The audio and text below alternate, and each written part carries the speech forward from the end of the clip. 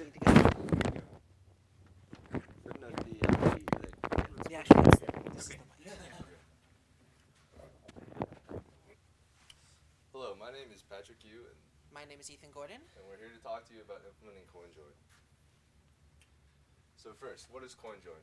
So what CoinJoin aims to solve is a lot of the problems surrounding traditional Bitcoin with issues regarding privacy. So mainly, what we're trying to do with CoinJoin is it's a protocol that's designed to build on top of Bitcoin and not replace Bitcoin, unlike some of the other privacy solutions you've heard about, like in ZeroCoin. So in Bitcoin, as you know, there's multiple inputs and then multiple outputs and possibly a change output for every single transaction. So what CoinJoin aims to do is it tries to implement a system where multiple users get together and then they basically participate in a single transaction, signing independently of each other, and receive the output, a set output that they decided upon earlier, a fixed size output of the Bitcoins that they put into the transaction, essentially randomizing,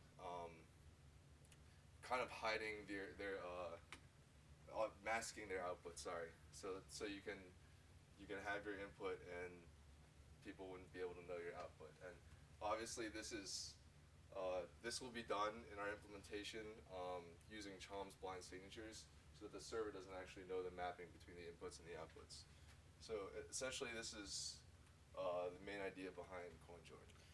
Fun fact, coinjoin.org actually is just a redirect to the forum post where it was proposed. So the difference about this project is that there actually are CoinJoin implementations in existence. The biggest one was actually created by blockchain called SharedCoin. And it's also actually the only implementation that involves a GUI. The thing though is that these implementations don't quite match up to some principles that we learned in class from the Mixcoin paper, the 4 principles of mixing. So I'll quickly run through those now. One is an automated client, and the only one that does this right now is SharedCoin. Basically, we made our CoinJoin implementation a plugin to the simple template Bitcoin wallet that is provided with the Bitcoin J source code. The second thing is a standard chunk size. And ShareCoin actually doesn't do this. Every single transaction on the entire server has the same output size. We set ours to 0.01 BTC. It's hard-coded right now. But every time the server starts up, every single transaction is going to have the same output size, so it becomes more difficult to distinguish between different transactions as well as within a transaction. Thirdly, it should be easy for these transactions to be chained together in rounds. This is also a problem with SharedCoin in that they put the responsibility of the transaction fee, which we'll also get into as the fourth thing, on the user.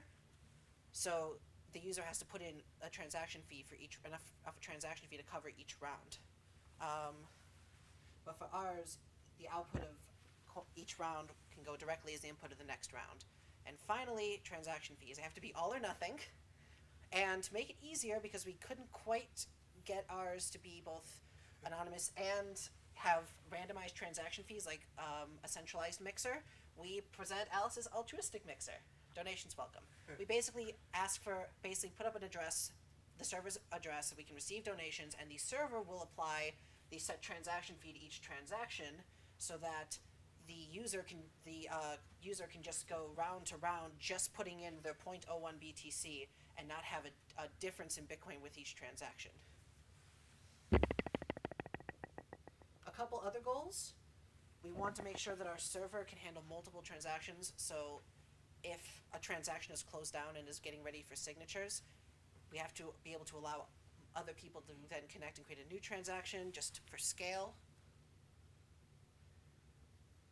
Secondly, all the API calls to the server happen on a separate connection, so the client will, on a different socket, disconnect after each API call and then reconnect for the next API call. This will allow the client to hide behind an anonymity network, so that the server knows nothing about who the client is. And finally, we have these nice colors in this image we are maliciously abusing, but the mixer will not know the mapping.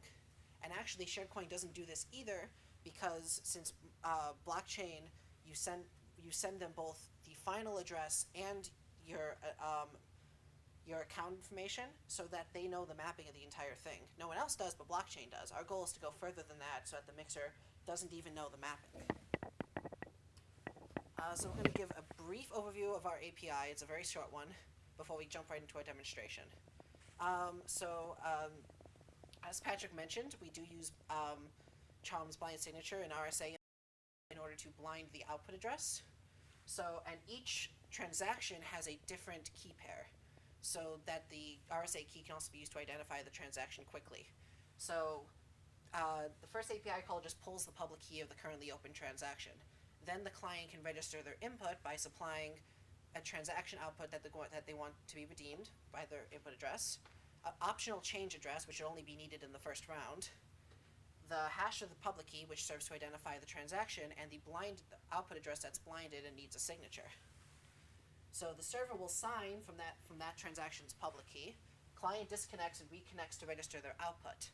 They register their output address, and they send the signature of the output address. So the server can verify that this output address actually maps to the transaction they want to put it in, but doesn't know the mapping because it was blinded when they signed in the first place. So if all the users have sent their output address, then this API call will return the full transaction, and the user can disconnect again. When they reconnect the final time to register their signature, the user submits the signature and the index where the signature is supposed to go in the transaction. Once everybody has submitted their signature, the server broadcasts the transaction. And the client can always, at any time, check the status of a transaction just with this last API call. All right, I think now we can do a demonstration.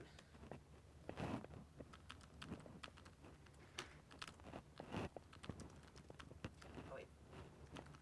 So our server, even though it runs on Bitcoin J, will automatically try to connect to any local Bitcoin D server or any local Bitcoin node that's running. So we'll start a Bitcoin D server and then start the server. All right, some debugging code. So this address right here, can everybody see? This address right here is the donation address. That's blinking oddly. And we should have at least a Bitcoin in there right now. By the way, this is all in the test net. We're not rich. Yep. So it will then add a fee to all the transactions that need a fee. So now we'll start 2 clients. And this is actually the default wallet template. I'll move it down here. Start 2 clients.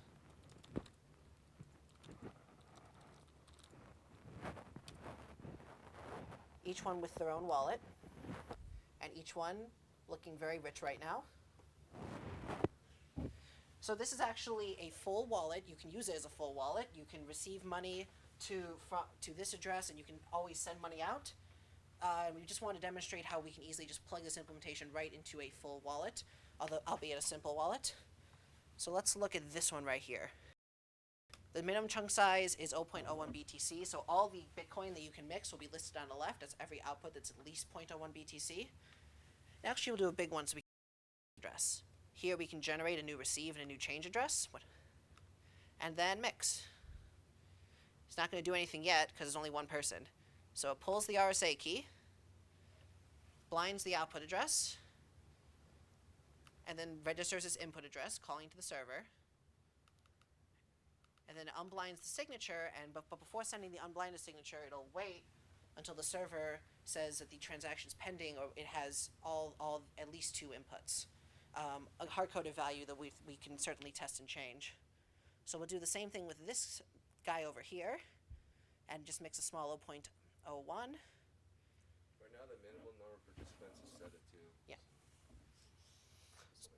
Yep, so this is actually going to go kind of fast, so we can go back to the log. But now they're both pending. Then one was waiting for signing. Now this one's waiting for broadcast, and now the transaction successful. And you can see we lost 0.01 Bitcoins there and gained it back on our output address, MJ's. And here, our 0.01 has moved to a new address, MUI 9. Yes. So that actually worked. It was broadcast to the entire testnet blockchain. Just a brief look one time at what was going on. After it was pending, it registered its output address and it waited. The state moved to signing, which it did, and both received a signature. Signing transaction here and signing transaction up here. So this, I forgot which one was waiting on broadcast. One of them was waiting for broadcast because the other one was the second one to send the signature. So this one, it sent the signature, server recognized that all the signatures were in broadcast immediately. The other one had to wait for a status update from the server. The transaction also times out if it doesn't receive everything in time. Yep. It'll move to a failed state, and the client will automatically assume the mix has failed and doesn't have to worry because the transaction that it was creating hasn't been fully signed. All right. That's our current work, our current proof of concept. Now let's move on to future work for improvement. So there's a system that proposed on the same forum that CoinJoin was proposed that talked about a system called join market. So join market's interesting because it has a concept where there's two groups of people who would use this. There's people who have a lot of Bitcoin who are ready to join their coins at any given time, and then there's people who want to use the server. They have like a smaller amount of Bitcoin who just want to mix to use CoinJoin right then and right now and pay a transaction fee. So then the join market would just connect those two groups of people. The investors would just have their Bitcoins and be willing to be the other participants in CoinJoin, and then the people who wanted to mix their coins immediately would just pay to cover all the transaction fees. Then this system, that's one possible way to cover the transaction fees and fees to the CoinJoin server and stuff. So some other ideas that we had for transaction fees that still kept the centralized implementation were the first-time fee. So if the server would just see if there's an address submitting an input that's not from the output of another CoinJoin transaction, just block it until it pays a fee to the donation address. This would still preserve the multi-rounds, but then you'd have enough money in the donation address to actually supply the fees for the entire server. The other idea that we had at the beginning, and this actually goes off of some other work that was done that Holden and Terry were working on with their coin lane. They found a Bitcoin lottery, and we found that the idea could possibly be used for fees, which involves two parallel transactions. One transaction is the main CoinJoin transaction, the large chunk, and that's used, but the difference is the output can only be redeemed by committing a random value X.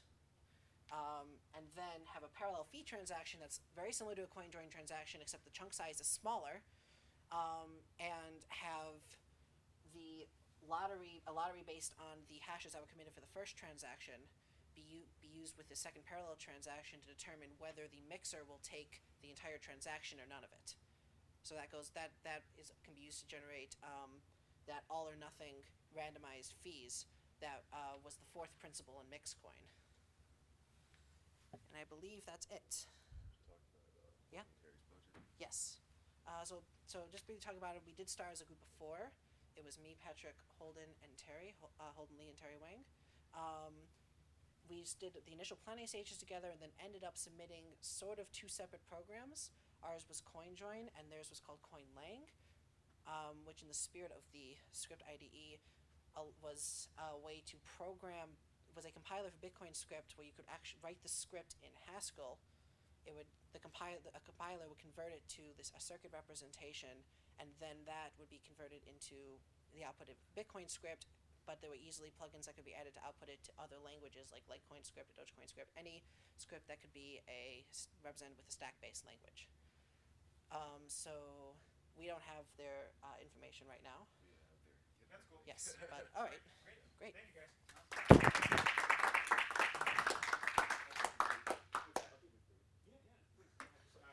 Oh yeah, any questions?